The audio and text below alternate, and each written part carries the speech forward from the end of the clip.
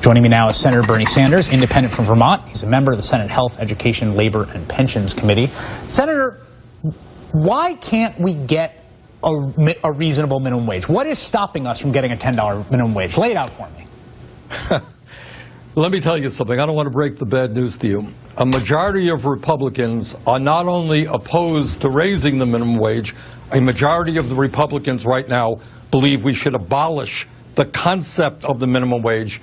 And if in a city like Detroit or other high unemployment areas, you can get people to work $3, $4, $5 an hour, that would be acceptable to them.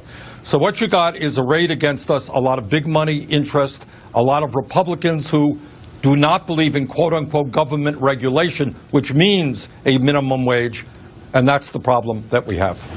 When you talk about big money, I mean, when you're trying, and you've been working on this issue, I know you support this legislation, you've been working on raising the minimum wage, who is on the other side of the fight? Because, you know, this is an intensely lobbied bill in Congress when it does happen. Who is sitting across the table from the Bernie Sanders of the world saying, please, do not raise this when that fight happens? Well, companies like Walmart, the Walmart family, here's an amazing story. The Walmart family is the wealthiest family in this country, worth about $100 billion, owning more wealth than the bottom 40% of the American people. And yet here's the incredible fact.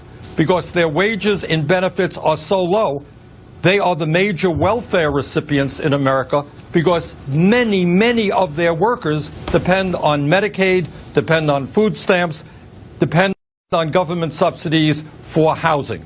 So if the minimum wage went up for Walmart, it would be a real cut in their profits, but it would be a real savings, by the way, for taxpayers who would not have to subsidize Walmart employees because of their low wages. What do you say to people that will look at this and they'll say, this is cynical posturing, this is populism, and if you do this, it's just basic economics, you raise the wage, you constrain labor, and you end up putting people out of work? Well, I would say come to the great state of Vermont. We have the fourth lowest unemployment rate in the country. I think it's about 4.4%. We have the third highest minimum wage rate, not as high as it should be, but it's $8.60 an hour. I have not heard too many employers in the state of Vermont are telling me that the minimum wage is too high and should go lower. Bernie Sanders, independent senator of Vermont, thank you so much. Thank you. Up next, we'll hear from